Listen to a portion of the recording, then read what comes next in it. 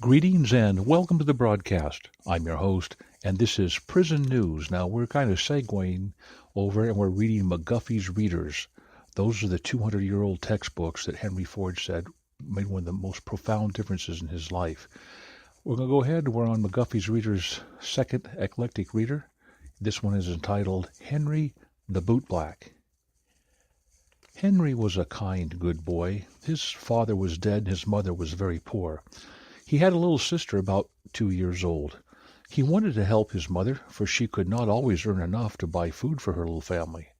One day a man gave him $1 for finding a pocketbook which the man had lost.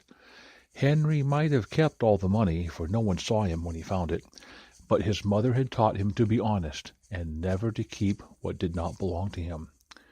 With the $1, he bought a box, 3 brushes, and some shoe blackening and shoe shine polish. He then went to the corner of the street and said to everyone whose boots did not look nice, "Can I black your shoes for you, please? Shine, mister? Can I shine your boots, please?" He was so polite that gentlemen soon began to notice him and to let him shine their boots. The first day he brought home 50 cents, which he gave to his mother to buy food with. When he gave her the money, she said as she dropped a tear of joy, "You are a good, dear boy, Henry. I did not know how I would earn enough money to buy bread. Well, but now I think we can manage to get along quite well." Henry worked all the day and went to school in the evening. He earned almost enough to support his mother and his little sister. Next story. A boy was once sent from home to take a basket of things to his grandmother. The basket was so full that it was very heavy, so his little brother and him went to help carry the load. They put a pole under the handle of the basket, and each took hold of an end of the pole. In this way they could carry the basket very nicely. Now the older boy thought, "My brother Tom does not know about this pole. If I slip the basket a little bit more near his side, his end will be heavy, and my end will be light. But if the basket is in the middle of the pole, it will be just as heavy for me as it is for him. Tom does not know this as I do, but I will not do it, because that would really be wrong, and I don't want to do what's wrong." Then he slipped the basket quite near his own end of the pole. His load was now heavier than that of his little brother, yet he was happy, for he felt that he had done the right thing. Had he deceived his brother, he would not have felt happy. Next. The kingbird is not bigger than a robin. He eats flies and worms and bugs and berries. He builds his nest in a tree near some house. When there are young ones in the nest, he sits on top of a tree near them, watching. He watches to see that no other bird comes near to hurt them or their mother. If a hawk or crow or even a big eagle comes near, he makes a dash at it. Though he is so small, he is brave and he is also very active. He never fails to drive off the other birds from the nest, no matter how big they are. He flies around them and around the eagle, and suddenly he strikes him with his sharp bill. He tries to strike at the eagle's eye and then darts away before the eagle can catch him. Or he strikes him from behind and is off again before the eagle can turn around in the air. In a short time, the great eagle is tired of such hard blows and flies away. He is very glad to get rid of his foe. Is not the little fellow a brave bird? Because he can drive off all the other birds, he is called the kingbird. Next. This is the Mcguffy's Evening Hymn. Now the day is over, night is drawing nigh. Shadows of the evening steal across the sky. Now the darkness gathers, stars begin to peep. Birds and beasts and flowers soon will fall asleep. Through the lonely darkness may the angels spread their white wings above me, watching around my bed. Next. The bees. Bees live in a house that is called a hive. There are 3 kinds of bees: the workers, the drones, and the queens. Only one queen can live in each hive. If she is lost or dead, the other bees will stop their work. They are very wise and busy little creatures. They all join together to build cells of wax for their honey. Each bee takes its proper place and does its own work. Some go out and gather honey from the flowers. Others stay at home. They work inside the hive. The cells which they build are all of one shape and size, and no room is left between the cells. The cells are not round, but have 6 sides. Did you ever look into a glass hive to see the bees at work? It is pleasant to see how busy they always are. But the drones do not work. Before winter comes, all the drones are driven from the hive or killed that they may not eat the honey which they did not gather. It is not safe for children to handle bees. They have sharp stings that they know how to use well in their defense. Next. The Torn Doll.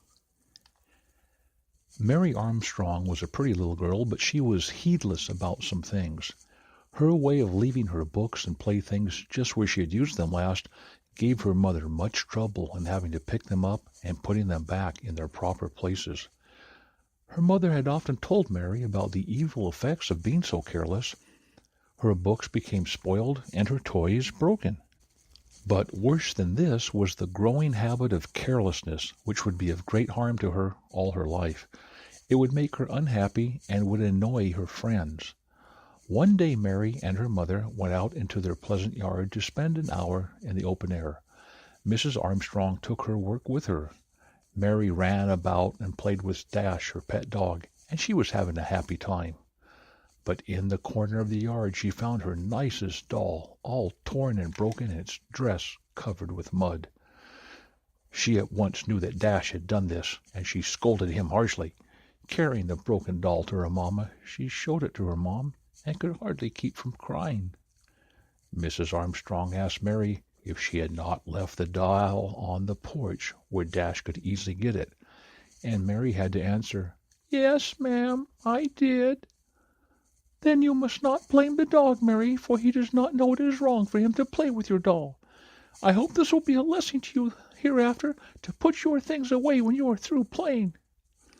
"I'll try," said Mary, as her mother promised to try to mend the doll as best she could. Next, sheep shearing. Sheep are washed and sheared sometime in the month of June. This should be done quite early in the month before the hot days begin. It is fine sport for those who look on, but not much fun for the sheep. It is best for the sheep to have the wool taken off, otherwise they really would have to suffer in the hot sun. When the time comes for washing the sheep, they are driven over to a little pond or a river.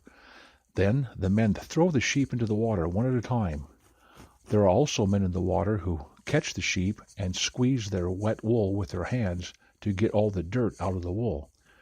Then the wool is thoroughly dried. Then the sheep are taken to the shearer. He cuts off the wool with a large pair of shears. The wool is then dyed, spun, and woven into cloth.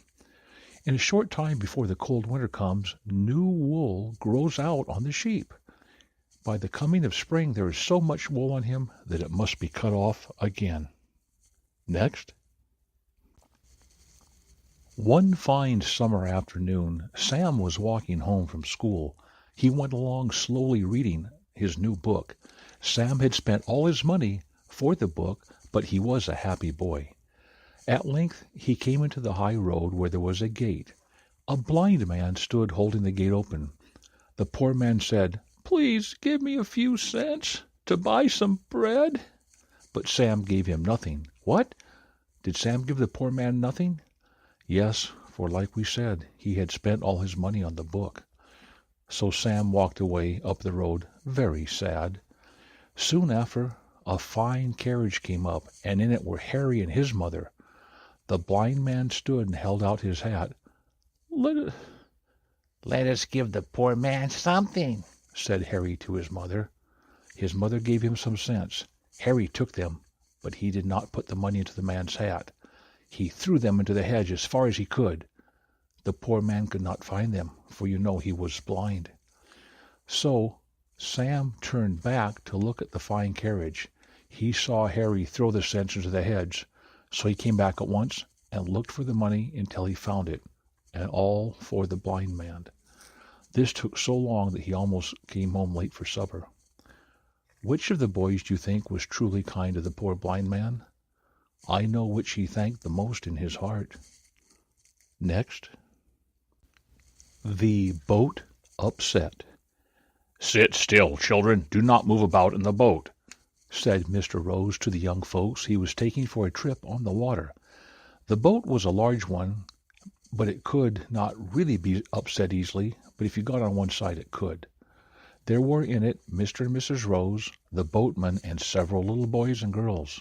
"Keep still over there, please, young gentlemen," said the boatman, when Edgar Rose and Thomas Reed began to move from side to side in the boat. They could not keep quiet except for a short time. Edgar soon wanted a stick with which Thomas held in his hand. He reached out and tried to grab the stick, but he lost his balance trying to get it, and he fell into the water. Mr. and Mrs. Rose started up, and both stretched out their arms to save him, but in doing so they upset the boat, and everyone fell into the water, and all were in the greatest danger of being drowned. Another boat was nearby, with but one man in it. He hastened as quick as he could. He was just barely able to get there to keep them from drowning. Children should always be careful and quiet when they are in a boat on the water, and should obey what older people tell them. Next. The tiger. The tiger is a giant cat.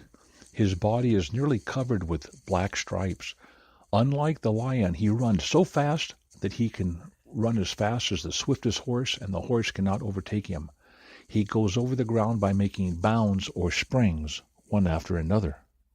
By night, as well as by day, the tiger watches for his prey.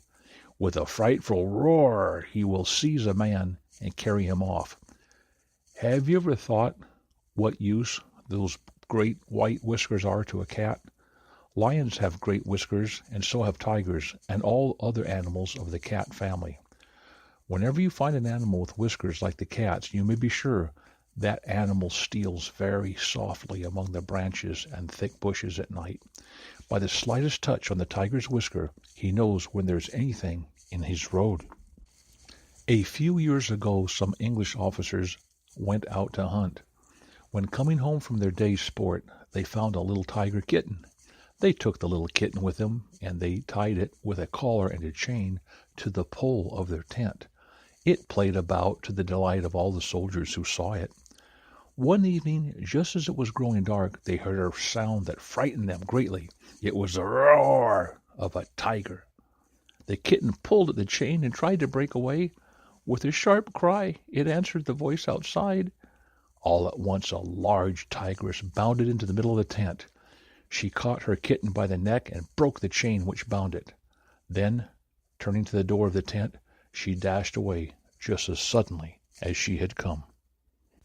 Well, folks, we're just about halfway through Mcguffy's second reader, and just reading a few of these selected excerpts to kind of show you the tone and what was general temperature of the classroom was like. You know, we are not able to have the whole collection, all 6 of them, so we may have to skip 1 or 2 of them, depending on if we can find the different ones in order.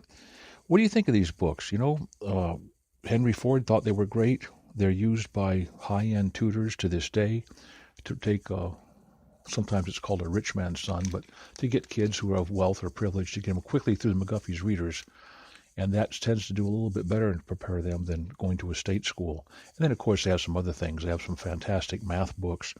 There's a math book that you have to look up. It's also like Mcguffy's readers. It didn't sell as good as Mcguffy's, but it sold a lot of them. I've never seen one. I've looked for it a couple times at different old bookstores. If we find one, we'll go ahead and we'll review it here. Well, take care. Lord bless. I think we're going to have about 2 or 3 more Mcguffy's readers, and then we'll get back to the prison news. Take care. Lord bless all, and bye for now.